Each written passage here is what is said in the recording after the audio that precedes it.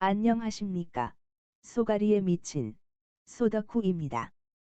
시작하기 전에 구독과 좋아요를 누르세요. 앞으로도 계속 좋을 거니까. 이번 시간에는 쏘가리 낚시 밑걸림에 대해서 얘기해 보겠습니다. 그리고 후반부엔 지난번 쏘가리가 안 잡히는 이유, 영상에서 언급했던 수중에서의 압력 변화에 따른 활성도에 대해서 다뤄보겠습니다. 쏘가리 낚시를 시작하셨다가 얼마 안 돼서 포기하시는 분들의 대부분이 이 밑걸림 때문에 접었다고 해도 과언이 아닐 정도로 우리가 쏘가리 낚시를 하면서 받는 스트레스 요인 중에 밑걸림이 가장 비중이 클 것입니다. 쏘가리는 바닥에 있는 물고기니까 쏘가리를 잡으려면 채비를 바닥까지 가라앉혀야 하는데 가라앉히려고 하다 보니 자꾸 걸리고, 그래서 채비 묶다가 시간 다 허비하고 쏘가리는 안 잡히고 하는 상황이 몇 차례 반복되면 돌을 닦은 도인이 아닌 이상 결국엔 쏘가리 낚시를 접는 지경에 다다릅니다.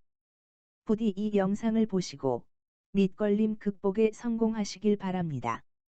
일단 상류로 캐스팅해서 흘리는 상황을 예로 들어보겠습니다. 상류로 캐스팅을 하게 되면 좌측 그림에서처럼 강 건너편을 향해 있는 사람의 중심선을 기준으로 상류 쪽에서의 채비 움직임은 물살을 따라 하류 방향으로 흐르면서 가라앉게 됩니다. 보라색 화살표가 그것이 되겠습니다. 이때 채비가 사람 쪽으로 가까워지기 때문에 라인은 사람 쪽으로 다가오게 되어 텐션이 없어지게 됩니다. 그러나 사람의 중심선을 지나치는 순간부터는 채비가 사람으로부터 멀어지기 때문에 라인의 텐션이 걸리게 됩니다. 채비가 가벼울 경우엔 심하면 한동안은 바닥에 가라앉지 않고 오히려 떠오르게 됩니다. 그러므로 채비가 사람의 중심선에서 상류 쪽에 있을 때는 라인을 빨리 감아서 텐션 유지를 해줘야 하고, 중심선을 지나는 순간부터는 천천히 감아야 합니다. 이렇게 착수되고 중심선까지 가라앉는 과정에서 텐션 유지가 안 되면 바닥에 닿았는지를 느끼지 못하기 때문에 바로 채비가 걸리게 됩니다. 이제 앞의 내용을 물속에서 보겠습니다. 착수되고 바닥에 가라앉을 때까지 제가 마음속으로 센 숫자가 6이네요. 이때는 라인에 텐션이 없으니 6번에서 낚싯대를 들어주거나 채지 않으면 바로 바위에 걸릴 것입니다. 중심선을 지나친 후로는 라인에 텐션이 걸려 천천히 가라앉습니다. 일단 중심선을 기준으로 중심선을 지나면서부터 천천히 가라앉는 무게의 지그헤드를 찾는 것이 중요합니다. 그래야 자연스럽게 물살을 받으며 웜의 꼬리 진동으로 입질을 유도할 수 있습니다. 손의 감도가 좋으신 분들은 이때 웜꼬리의 진동도 느끼십니다. 그렇게 적당한 무게의 지그헤드를 찾았다고 가정하고 가라앉는데 6초가 걸렸다고 하면 5초의 릴링을 시작합니다. 그러면 바닥에 그대로 가라앉을 채비가 텐션을 받아 그만큼 덜 가라앉게 됩니다. 5초의 릴링을 시작했는데도 바닥에 걸린다고 하면 4초의 릴링을 시작합니다. 물론 쏘가리가 많을 때는 텐션 유지를 잘 안 해도 채비가 바닥에 가라앉기 전에 알아서 물고 있는 경우가 있습니다. 또는 쏘가리가 박혀 있는 곳에 제대로 흘러들어 갔을 때도 그렇습니다.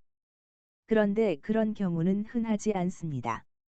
이상적인 채비 운용은 그림처럼 무거운 채비로 잦은 리프트 앤 폴링으로 입질을 유도하는 것이겠으나 유속이 어느 정도 있는 곳에서 하는 낚시라 타이밍을 놓치면 바로 채비가 걸리기 때문에 적당한 리프팅과 폴링 시에 가라앉는 시간을 오래 지속하여 입질을 유도하는 것이 좋습니다. 폴링 시키다가 바닥에 닿는 느낌이 나면 낚싯대를 위로 쳐주고 낚싯대 끝을 내리면서 릴링하고, 다시 바닥에 닿는 느낌이 나면 쳐주고 릴링하고, 그렇게 하시다 보면 턱 하고 입질이 들어옵니다. 유속과 수심에 따라 중심선을 지나쳤을 때 천천히 가라앉고 천천히 흘러가는 무게의 지그헤드를 찾는 것이 중요합니다. 다음은 상류 쪽에 댐이나 보가 있어 방류량의 차이가 있을 때를 생각해 보겠습니다. 한 자리에서 같은 무게의 지그헤드로 3-4시간 동안 밑걸림 없이 쏘가리 잡으면서 잘 하고 있었는데 갑자기 2번이나 3번 연속 채비가 바닥에 걸린다던가 아니면 바닥에 안 닿는 경우가 있습니다.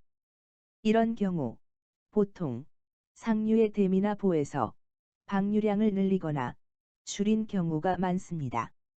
방류량이 줄어 유속이 느려짐에 따라 바닥에 걸릴 때는 지그헤드 제조 과정에서 잘라내고 제대로 다듬어지지 않은 부분을 니퍼로 잘라내서 무게를 가볍게 해서 한다던가 아니면 한 단계 가벼운 지그헤드를 사용하고 바닥에 안 닿을 때는 무거운 지그헤드로 바꿉니다. 같은 무게로 하는데 왜 자꾸 걸리지? 하면서 이상하다고 생각만 하지 마시고 얼른 상황 판단을 하시고 지그헤드 무게의 변화를 주셔야 밑걸림을 줄일 수 있습니다. 다음은 쏘가리의 포지션과 밑걸림에 대해서 생각해 보겠습니다.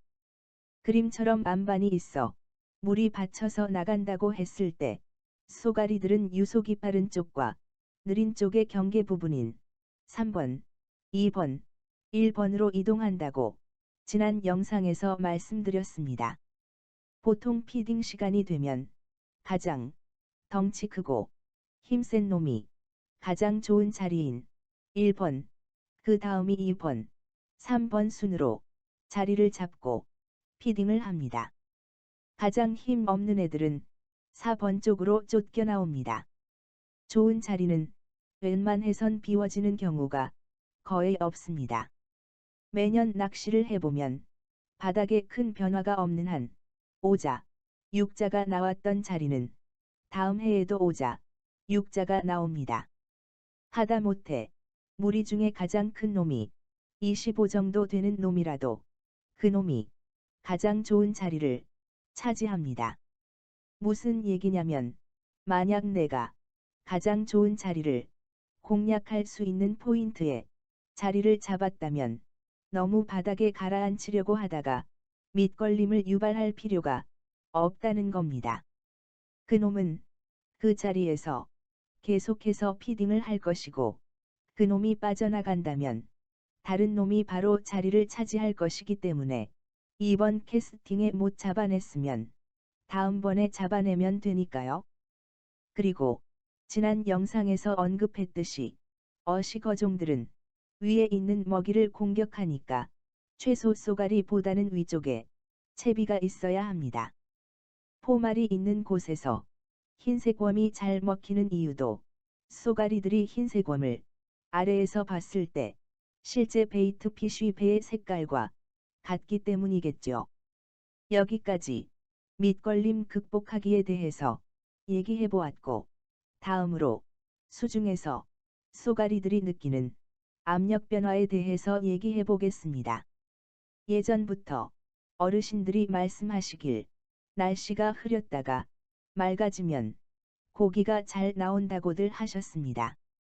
그것이 햇빛이 쬐어서 떨어지던 수온이 반등하여 오르는 영향도 있었겠지만 점진적으로 기압이 올라가기 때문에 그 영향으로 물고기들의 활성도가 좋아지지 않았나 하는 생각이 듭니다.